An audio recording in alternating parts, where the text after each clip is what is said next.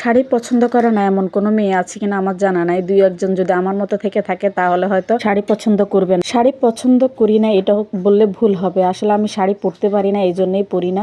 আর শাড়ি পরতে গেলে অন্যের হেল্প লাগে। বিয়ের আগে কখনোই শাড়ি পরি নাই, কিন্তু বিয়ের পরে দুই একবার যা পরেছি সেটা সম্পূর্ণ আমার শাশুড়ি পরিয়ে দিয়েছে। আমার শাশুড়ি না পরাইলে কিন্তু একদমই শাড়ি পরতে পারি না। তো এই যে কিছু কিছু শাড়ি আছে আমি কখনো পরিয়ে নাই এখন পর্যন্ত। এই যে এই শাড়িটা দেখছেন, এই শাড়িটা আমার শাশুড়ি ইন্ডিয়া থেকে এনেছে, কিন্তু আমার কখনোই পরা হয় নাই। মানে একদিনও পরে দেখি না যে এটা কেমন লাগে। তো আমার শাশুড়ি রাগ হয়ে অনেক সময় বলে যে তোদেরকে আর শাড়িই কিনে দিব না। আমার শাশুড়ির অনেক সুন্দর সুন্দর শাড়ি আছে, তো উনি সবসময় বলে যে তোরা আমার শাড়িগুলো পরিস মাঝে মধ্যে, তোদের যদি মানে কোনো অনুষ্ঠান বা কোনো প্রোগ্রামে আমার শাড়ি পরিস। আমরা তো আমাদের নিজেদের শাড়িই পরি না, শাশুড়ির শাড়ি আবার কখন পরবো।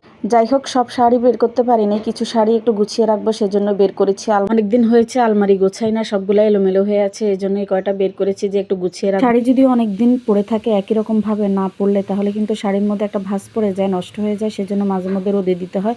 তো আজকে ভাবছি যে একটু রোদে দিব, রোদে দিয়ে তারপর গুছিয়ে রাখবো। ভিডিও দেখে হয়তো অনেকে ভাবতে পারেন রোদ নেই, রোদে দিবে কিভাবে। এই ভিডিওটা কিন্তু এক সপ্তাহ আগের, তখন কিন্তু রোদ ছিল, তখন রোদে দিয়ে আমি এগুলো ভাঁজ করে রেখেছি। ভিডিওটা তখন আপলোড করা হয়নি, আজকে হচ্ছে আপলোড করব, সেজন্য আজকে ভয়েস দিচ্ছি। ফেসবুক ইউটিউবে দেখি মাঝে মধ্যে মেয়েরা এত সুন্দর করে শাড়ি পরে, মনে হয় যে শাড়ি পরা কোনো ব্যাপারই নাই, এত সহজ করে শাড়ি পরে। কিন্তু আমার কাছে মনে হয় যে শাড়ি পরতে গেলে মনে হয় যে একটা যুদ্ধর মতো মনে হয়, যে আসলে যেটা না পারি সেটা আসলে যুদ্ধেরই সমান। অনেকবার চেষ্টা করেছি যে শাড়ি পরা শিখবো, কিন্তু আসলে পারিয়ে না শেষ পর্যন্ত। মাঝে মধ্যে চিন্তা করি আগের দিনের কম বয়সী মেয়েদের বিয়ে হতো, এবং বিয়ে হওয়া মানেই কিন্তু শাড়ি পরতে হবে। তো এত অল্প বয়সী মেয়েরা কিভাবে যে শাড়ি পরে কাজকর্ম করতো আল্লাহই ভালো জানে।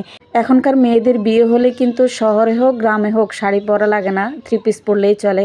বিয়ে হলেই যে শাড়ি পরতে হবে এটা নিয়ে এখন আর কারো মাথা ব্যথা নেই। বিয়ের পরেই কিন্তু মেয়েরা এখন 3 পিস পরছে, সেটা গ্রামে হোক শহরে হোক সব জায়গায় কিন্তু পরছে। ছোট থাকতে মনে মনে ভাবতাম কখন বড় আপুদের বিয়ে হবে, বড় আপুদের বিয়ে হলেও ওদের 3 পিসগুলো আমরা গায়ে দিতে পারবো। কারণ বিয়ের পরে তো আর মেয়েরা 3 পিস নেয় না, মেয়েরা হচ্ছে শাড়ি পরে, সেজন্য 3 পিসগুলো কিন্তু ছোট বোনদের দিয়ে দেয়। তো বিয়ে ঠিক হলে কিন্তু কখন বিয়ে ঠিক হবে সেই একটা আনন্দ থাকতো যে জামা কাপড়গুলো পাবো।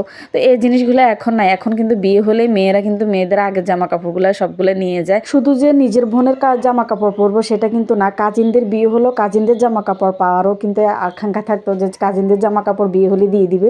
যাই হোক, এখন আমি সবগুলা শাড়ি বের করেছি, এখন এগুলো রোদে দিয়ে দিব। ব্লাউজগুলো দেখে এত কষ্ট লাগছে, এক একটা ব্লাউজ আসলে বানাতে অনেক কিন্তু খরচ, তারপরে যদি এখন একটা ব্লাউজও না লাগে তাহলে কেমন লাগে বলুন তো। এই যে দেখেন, এই শাড়িটা পরে কিন্তু আমার বিয়ে হয়েছে, অথচ আজকে এই ব্লাউজটা কিন্তু আমার হাতে দিয়ে পর্যন্ত ঢুকছে না। কি একটা অবস্থা। শাড়ি সবই আছে ঠিক আছে, কোনো দরকার হলে কিন্তু শাড়ি পরতে পারবো, কিন্তু কোনো ব্লাউজ আর লাগবে না। তো আজকের মতো ভিডিওটা এখানে শেষ করছি। আমার ভিডিওটা যদি আপনাদের ভালো লাগে থাকে অবশ্যই একটু শেয়ার করে দিবেন। আল্লাহ হাফেজ, সবাই ভালো থাকবেন।